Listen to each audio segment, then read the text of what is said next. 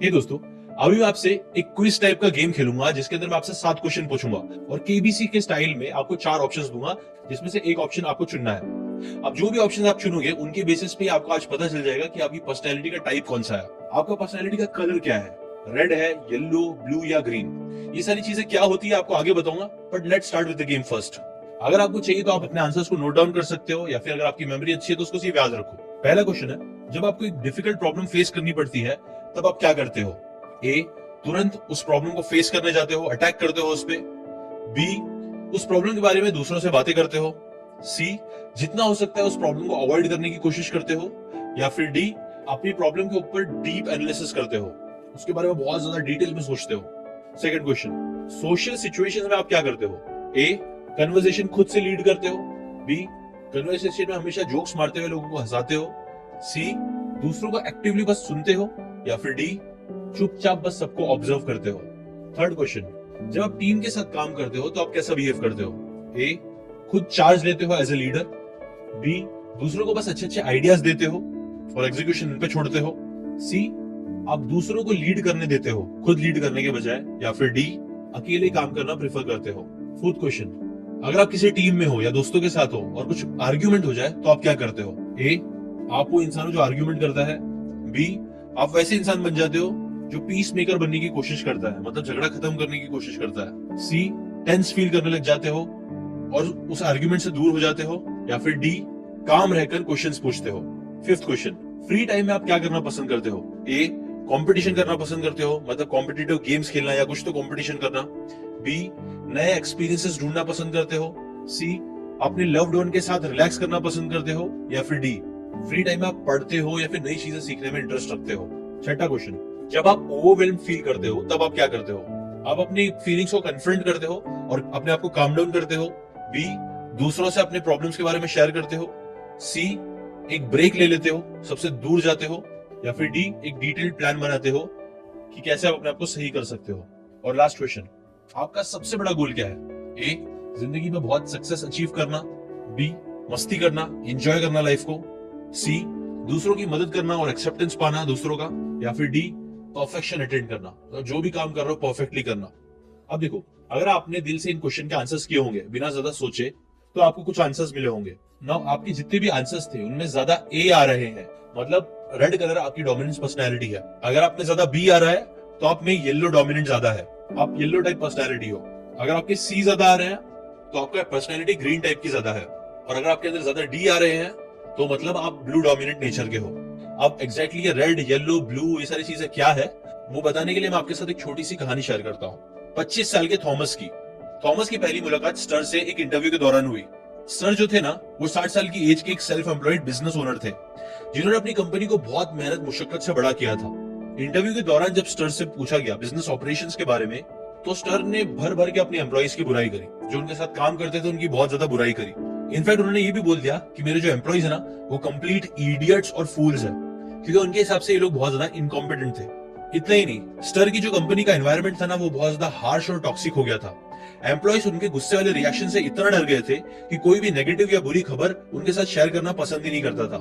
Stir की जो company थी ना उसकी बिल्डिंग के एंट्रेंस पे एक लाइट लगा दी गई थी जिसमें रेड लाइट चालू है, मतलब स्टर कंपनी के अंदर है, सब लोग संभल के रहो। और ग्रीन लाइट है, मतलब स्टर कंपनी में नहीं है, आप लोग आराम से चिल मार के रह सकते हो। अब ये सारी बातें सुनने के बाद है ना, जो थॉमस थे उनके अंदर क्यूरियोसिटी आई और उन्होंने एक इंटरेस्टिंग सा क्वेश्चन पूछ लिया। थॉमस ने डायरेक्टली उनसे पूछ लिया कि ये जितने भी इडियट्स है उसको एक्चुअल में हायर किसने किया है?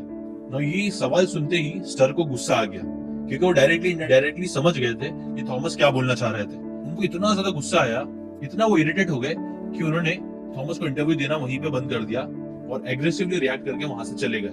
ना इस इंसिडेंट के बाद थॉमस को एक चीज समझ में आई कि प्रॉब्लम ना कहीं उनके एम्प्लॉइज में नहीं थी, प्रॉब्लम कहीं ना कहीं स्टर में ही थी। स्टर को किस इंसान के साथ कैसे बिहेव करना है वो पता ही नहीं था।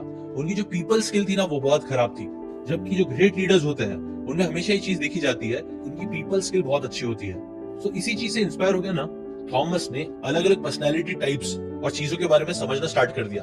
क्योंकि ये बात एकदम सच है, कई बार लोगों को लगता है कि यार आजू बाजू वाले लोग इडियट है, बट एक्चुअली मैक्सिमम लोग ये सिंपल ट्रुथ नहीं समझते हैं कि हर इंसान अलग होता है और हर इंसान से बात करने का तरीका, उनको इन्फ्लुएंस करने का तरीका, उनको पर्सुएड करने का तरीका अलग हो सकता है।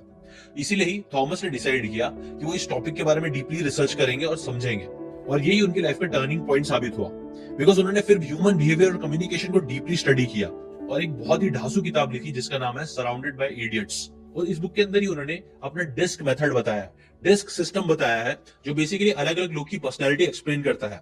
जिसमें से पहली पर्सनैलिटी टाइप आती है डिस्क का डी, डोमिनेंस के लिए, जो उन्होंने रेड कलर से सिंबलाइज किया है। सेकंड आई मतलब इंड्यूसमेंट, इसके लिए उन्होंने येलो कलर यूज किया है। एस मतलब सबमिशन, जिसके लिए उन्होंने ग्रीन कलर यूज किया है। और सी मतलब कंप्लायंस, जिसके लिए उन्होंने ब्लू कलर यूज किया है। अभी मैं आपको यही डिस्क मेथड अच्छे से इस वीडियो में बताने वाला हूँ। ये 4 अलग अलग टाइप के लोग कौन से होते हैं वो आपको डिटेल में एक्सप्लेन करने वाला हूँ। बट मैं चाहता हूँ कि आपको जैसे जैसे मैं एक्सप्लेन कर रहा हूँ ना ये पर्सनैलिटी टाइप, आप खुद भी इमेजिन करो कि ऐसे टाइप का कौन सा आपका दोस्त है या फिर किसी ना किसी इंसान को आप जानते ही होंगे जो ये पर्सनैलिटी रखता है। इनफैक्ट आपका हर दोस्त इन 4 में से कोई एक पर्सनैलिटी में फिट होगा ही होगा। आप खुद भी फिट होंगे। तो इस वीडियो को समझते समझते आप खुद अपने आप को भी एनालाइज करना और ट्राई करना, आपके दिमाग में जो दोस्त भी आ रहा है उसको भी सोचना, ताकि वीडियो आपको और इंटरेस्टिंग लगे। ठीक है, तो अभी चालू करते हैं वो 4 पर्सनालिटी टाइप से, जिसमें से पहला आता है रेड पर्सनालिटी टाइप, जिसे बोलते हैं द डोमिनेंट लीडर। थॉमस का एक पड़ोसी था पहले, जिसको गार्डनिंग करना बिल्कुल पसंद नहीं था। लेकिन जब उसने दूसरे लोगों को थॉमस की गार्डन की तारीफ करते हुए सुना तो उसके अंदर एक कॉम्पिटिटिव स्पिरिट जाग गई। उसने डिसाइड कर लिया कि वो अपने गार्डन को एक गोल्फ कोर्स जैसा परफेक्ट बनाएगा, और फिर ये करने के लिए उसने पूरी शिद्दत से काम किया। उसने अपने गार्डन में फ्लावर्स लगाए, लॉन को परफेक्टली ट्रिम करा। अगर थॉमस कभी मजाक में भी बोल देते हैं कि मैं अपने गार्डन के लिए नए प्लांट्स लेने जा रहा हूँ, तो सिर्फ बोलने के बाद ही ये जो पड़ोसी था वो खुद नए प्लांट्स लेने चला जाता और उसे अपने लॉन में लगा देता। क्यों? ताकि वो हमेशा थॉमस से एक कदम आगे रह सके।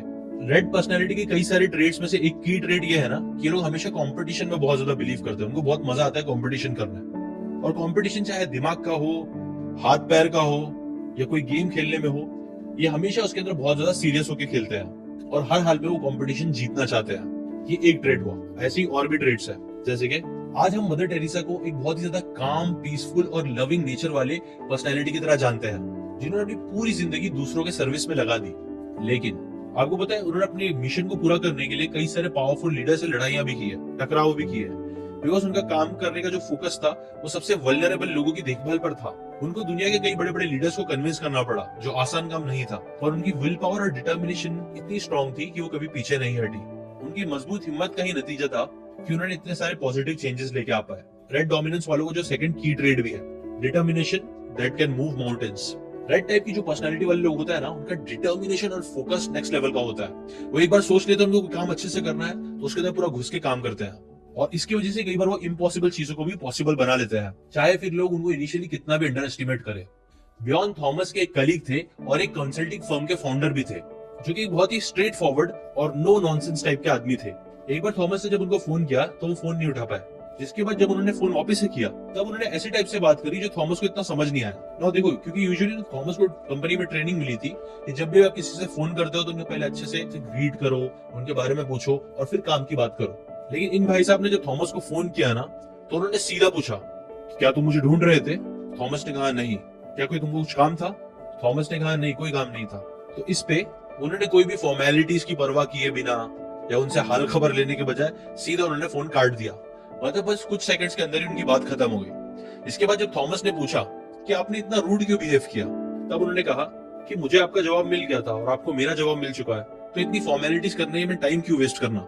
ना आपने भी ऐसे टाइप का कोई इंसान देखा होगा जो हमेशा बहुत ज्यादा स्ट्रेट फॉरवर्ड बात करने की कोशिश करता है और जरा भी फॉर्मेलिटीज में बिलीव नहीं करता है। वेल, जब मैं आपको ये बात बोल रहा हूँ और आपके दिमाग में कोई इंसान आ रहा है तो चांसेस है कि शायद उसका जो डोमिनेंट कलर है पर्सनैलिटी का वो रेड है और वो डोमिनेंट पर्सनैलिटी का इंसान है। जो रेड पर्सनैलिटी के लोग होते हैं ना, वो डायरेक्टनेस और एफिशिएंसी को बहुत ज्यादा इंपॉर्टेंट समझते हैं, जो कई बार हाँ लोगों को रूड भी लगता है। बट इससे की ट्रेड आप यही निकाल सकते हो कि ये जो लोग होते हैं ना, वो अपने टाइम की बहुत ज्यादा वैल्यू करते हैं और डायरेक्ट होते हैं। अब समराइज करके बताओ तो रेड पर्सनैलिटी वाले जो लोग होते हैं ना, उनके अंदर एम्बिशन बहुत ज्यादा होता है। ये लोग ड्रिवन होते हैं, डिसाइसिव होते हैं, कॉम्पिटिटिव होते हैं, इनका डिटर्मिनेशन और फोकस बहुत ज्यादा होता है। सराउंडेड बाय इडियट्स के ऑथर बोलते हैं ना, जो रेड पर्सनैलिटी के रोग होते हैं वो एक्शन ओरिएंटेड और रिजल्ट ओरिएंटेड बहुत ज्यादा होते हैं। इसीलिए इनकी जो स्ट्रेंथ है वो भी इससे रिलेटेड ही है।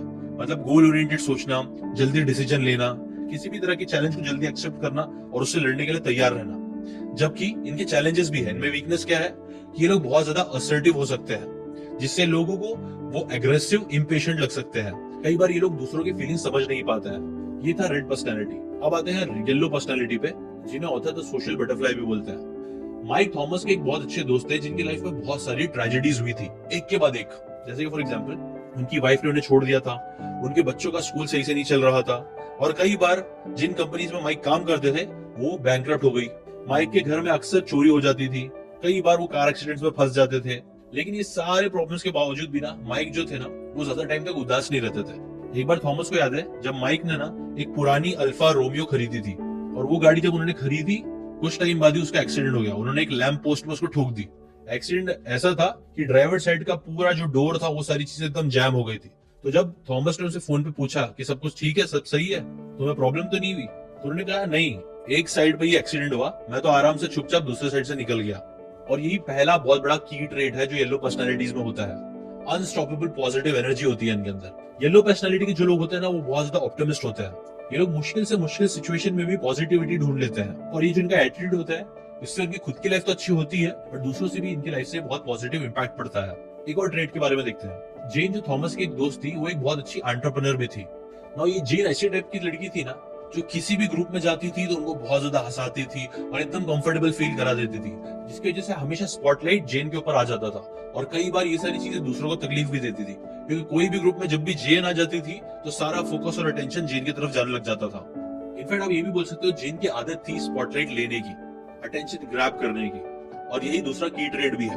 येलो पर्सनालिटी वाले जो लोग होते हैं ना उनको अटेंशन बहुत ज्यादा पसंद होता है और वो अटेंशन की तरफ बहुत ज्यादा जाते भी है। येलो पर्सनालिटी वाले जो लोग होते हैं ना वो एंजॉय करते हैं अटेंशन को, सोशल इंटरेक्शन को। नेक्स्ट, थॉमस की क्लाइंट थी मैरियन नाम की, जो कि फार्मास्यूटिकल कंपनी में एक डायरेक्टर की पोजीशन में थी। जो मैरियन थी ना इनका मोटिवेशन कमाल के लेवल का ही था। मैरियन ऐसी टाइप की लड़की थी जो कभी शॉर्टकट्स या लक का सहारा नहीं लेती थी, और उनके एनर्जी और ऑप्टिमिज्म का एटीट्यूड ही हमेशा उनको आगे बढ़ाने में उनकी हेल्प करता था। एक बार एक बहुत इंपॉर्टेंट सेल्स मीटिंग चल रही थी, तब मैरियन की जो टीम थी ना वो काफी थकी हुई थी, डीमोटिवेटेड फील कर रही थी। लेकिन जैसे ही मैरियन स्टेज पर आई ना पूरा माहौल बदल गया। सबके अंदर जो नेगेटिविटी थी वो उन्होंने पॉजिटिविटी में, आप बोल सकते हो, बदल दी अपनी बातों से, अपने पॉजिटिव एटीट्यूड से। जहाँ पे लोग एकदम लो फील कर रहे थे वही एंड में लोग इतने मोटिवेटेड फील हो गए कि मैरियन ने जब कहा कि अगर हमें विंडो से कूद भी जाना पड़ेगा तो भी हम कूद जाएंगे, तो लोग इस बात पे भी बहुत ज्यादा तालियां बजा रहे थे और मोटिवेटेड फील कर रहे थे। और बस ये एक साइड है। दूसरा साइड ये भी है, मैरियन को जब है ना एक बार एक बहुत गुस्से वाला कस्टमर मिल गया जो कोई भी हैंडल करना नहीं चाहता था, बिकॉज वो इतना गुस्सा कर रहा था।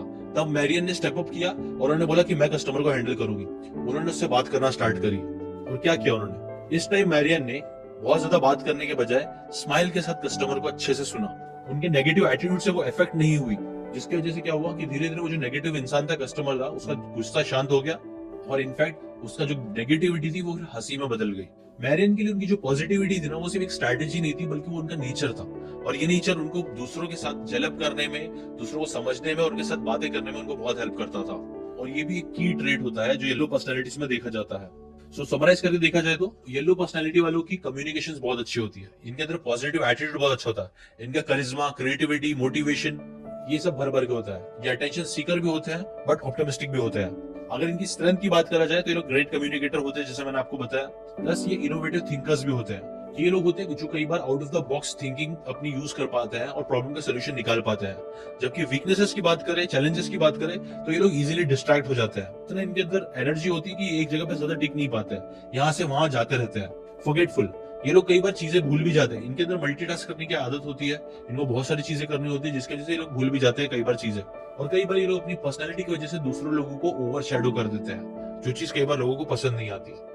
ये था येलो पर्सनैलिटी। अब आते हैं ग्रीन पर्सनैलिटी पे, जिन्हें ऑथर द सपोर्टिव हेल्पर भी बोलते हैं। हेलेना थॉमस की एक पुरानी क्लाइंट थी जो बहुत ही ज्यादा दयालु थी और एक बहुत अच्छी सेल्समैन भी थी।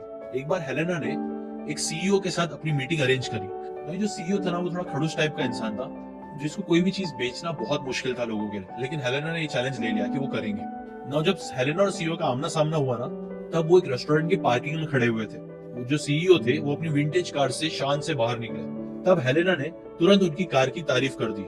Wow, what a nice car. Now Helena को कार की ज्यादा नॉलेज नहीं थी, लेकिन जब सीईओ ने पूछा तुम्हें ऐसे टाइप की कार अच्छी लगती है, तब उन्होंने ज्यादा बोलने के बजाय सिर्फ मुस्कुराते हुए कहा यस। और सीईओ क्या बोल रहा है बस उन बातों पे फोकस करने लग गई। हेलेना की जो लिसनिंग एबिलिटी थी, सुनने की क्षमता थी ना, वो सीईओ को बहुत पसंद आई और इस वजह से उन्होंने वो सेल्स क्लोज भी किया। और यही एक की ट्रेट होता है जो ग्रीन लोगों में देखने मिलता है। ग्रीन टाइप के जो लोग होते हैं ना वो सुपर लिसनर्स होते हैं। इन्हें दूसरों की बातें सुनना बहुत पसंद होती है। इन लोगों में एम्पैथी ज्यादा होती है, प्लस ये लोग काफी ज्यादा काम भी होते हैं। एग्जाम्पल, थॉमस के कलीग थे क्रिस्टोफर, जो कि बहुत ही काम पर्सनैलिटी वाले इंसान थे और जो हमेशा दूसरों की मदद करते थे। एक बार क्या हुआ कि बहुत ज्यादा ठंड का माहौल चल रहा था, मौसम चल रहा था। उस टाइम पे संडे को सुबह सुबह क्रिस्टोफर ने थॉमस को फोन किया। थॉमस फोन देख के थोड़ा सा हैरान हुए कि यार सडनली संडे को ये क्यों फोन कर रहे हैं, बट फिर उन्होंने फोन उठाया तो उनसे बातचीत करी तो क्रिस्टोफर ने फौरन उनसे पूछना स्टार्ट किया, आप क्या कर रहे थे ये सुबह में? तो थॉमस ने बताया कि मेरा बॉयलर खराब हो गया है तो मैं उसको ठीक कर रहा था। क्रिस्टोफर ने तुरंत उनको प्लम्बिंग के बारे में टिप्स देना स्टार्ट कर दी कि कैसे वो अपना बॉयलर सही कर सकते हैं, कैसे उनका बॉयलर भी कभी खराब हुआ था तो उन्होंने क्या क्या चीजें करी। और ऐसे ही क्रिस्टोफर ने काफी सारे क्वेश्चंस पूछना स्टार्ट करे। और फिर बातों बातों में उन्होंने पूछा कि क्या आज तुम ऑफिस आ रहे हो? थॉमस ने कहा नहीं यार, ऑफिस तो काफी दूर है, आज आने का मेरा प्लान तो नहीं है, कभी और मिल लेंगे। इसके बाद थॉमस ने फाइनली पूछा कि तुमने कॉल क्यों किया था? तब क्रिस्टोफर ने बताया कि वो गलती से ना ऑफिस के बाहर ही लॉक हो चुके हैं और वो सिर्फ एक टी शर्ट में है, जिसकी वजह से उनको बहुत ठंड लग रही है और उनके पास चाबी नहीं है ऑफिस में जाने के लिए। ये इंसिडेंट दिखाता है कि क्रिस्टोफर या फिर ये जो ग्रीन पर्सनालिटी वाले लोग होते हैं ना, वो कई बार दूसरों की मदद के लिए हमेशा रेडी रहते हैं, लेकिन जब इनको मदद मांगने की जरूरत पड़ती है तो ये यूजुअली मदद नहीं मांगते हैं, इनको हिचकिचाहट आती है। ऐसे टाइप की जो पर्सनालिटी वाले होते हैं ना, they usually help without expectation. Green personality का एक और एग्जांपल देता हूँ। थॉमस की एक पहचान वाले ही थे जिनका नाम था ग्रेगर, जो कि एक सीईओ थे। अब ये ऐसे सीईओ थे ना जो ना अपनी टीम को काफी सालों से मैनेज कर रहे थे। पूरी टीम जो थी ना उनकी ग्रीन पर्सनालिटी टाइप की थी, इसलिए किसी भी मीटिंग से पहले ही ग्रेगर को पहले ही पता चल जाता था कि कौन क्या कहेगा। जैसे कि एना आज नो बोलेगी इस बात पे, स्टीफन हाँ बोलेगा, बर्फिल जो है वो मे भी बोलेगा। सरप्राइजिंगली ग्रेगर जो भी प्रेडिक्शंस करते थे ना, उनकी टीम हमेशा वही बोलती थी। जो चीज क्या दिखाती है? रिलायबिलिटी और कंसिस्टेंसी। ग्रीन टाइप की जो पर्सनैलिटी वाले लोग होते हैं ना, वो रिलायबल होते हैं और कंसिस्टेंट होते हैं। ये ऐसे लोग होते हैं जिनके ऊपर आप भरोसा कर सकते हो कि हाँ वो बंदा जो बोला है वो करेगा।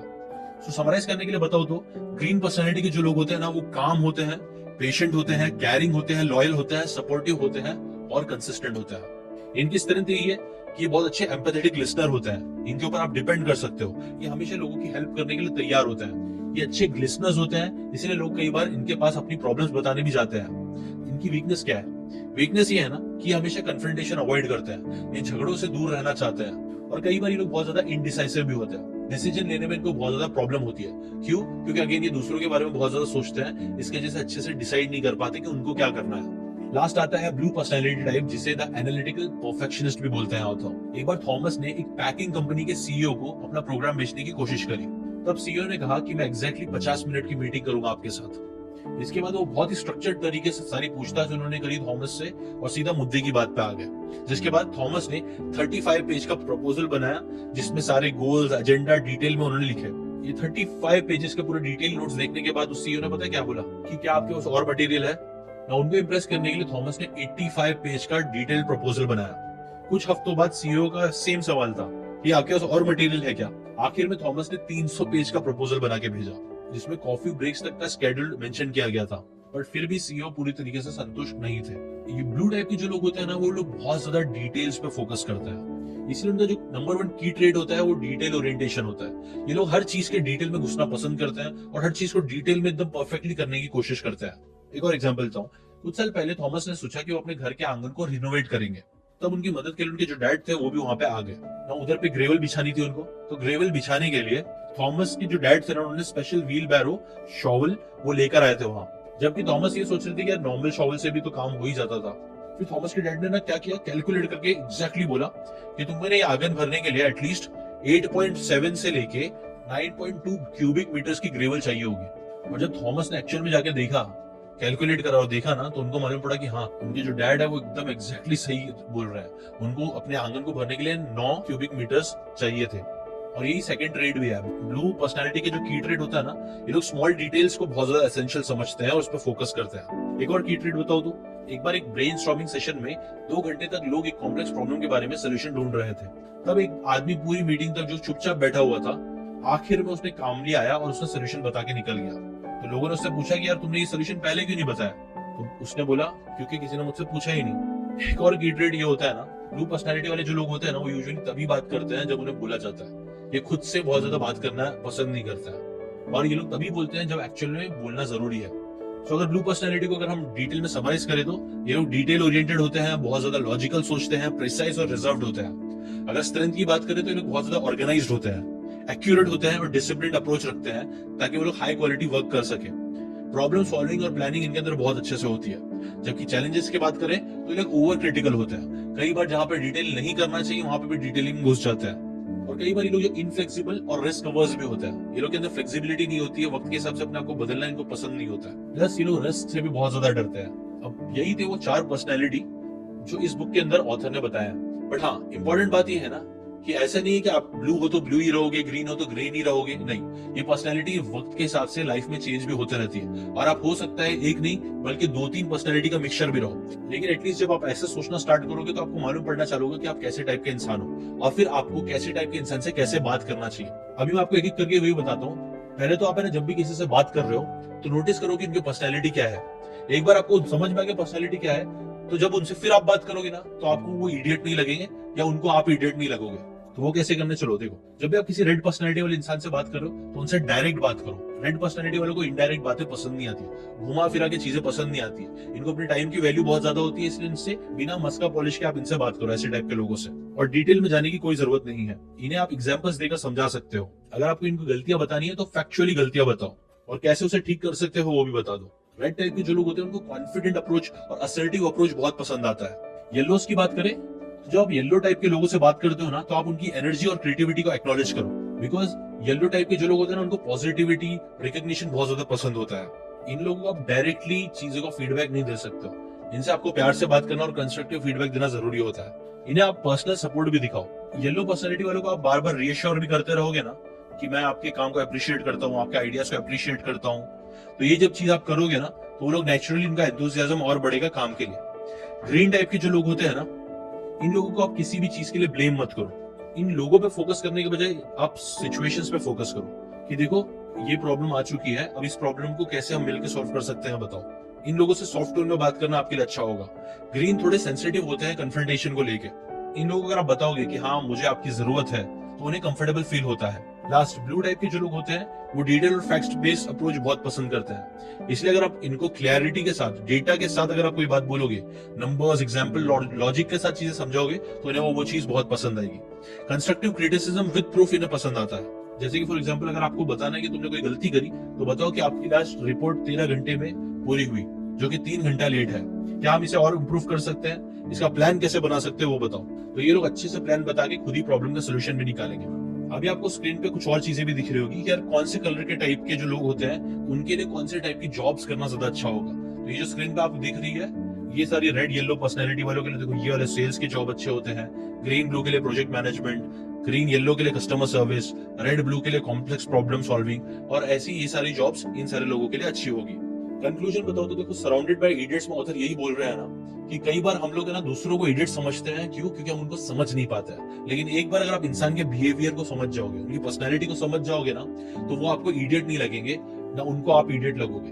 बेसिकली आप उनकी भाषा में उनसे बात करना सीख पाओगे। जैसे कि एक बुक भी थी ना, men are from Mars and women are from Venus, जिसमें बताया गया था ऑथर ने कैसे आदमियों की बात करने की भाषा, सोचने की चीज अलग होती है, औरतों की बात करने का तरीका अलग होता है। ऐसी पर्सनैलिटी के वाइज भी देखा जाए तो हर इंसान अलग होता है। हर इंसान को अलग तरीके की भाषा आती है समझ में, अलग तरीके का अप्रोच रखना पड़ेगा। अगर आप वो चीज समझ जाओगे तो आपका कम्युनिकेशन बेटर होगा, वरना दुनिया आपको इडियट बोलेगी और आप दुनिया को इडियट बोलते रह जाओगे, जिससे दोनों का फायदा नहीं होगा। ये वीडियो देखने के बाद आपकी पर्सनैलिटी टाइप आपको क्या लगी है कमेंट करके जरूर बताना। अपने दोस्तों के साथ भी जरूर शेयर करना ताकि उनको उनकी पर्सनैलिटी भी अच्छे से समझ में आए। इस वीडियो में जो भी दोस्त आपके दिमाग में ज्यादा आ रहा था उसको भी ये वीडियो जरूर शेयर करना ताकि उसको भी मालूम पड़े उसकी पर्सनैलिटी टाइप।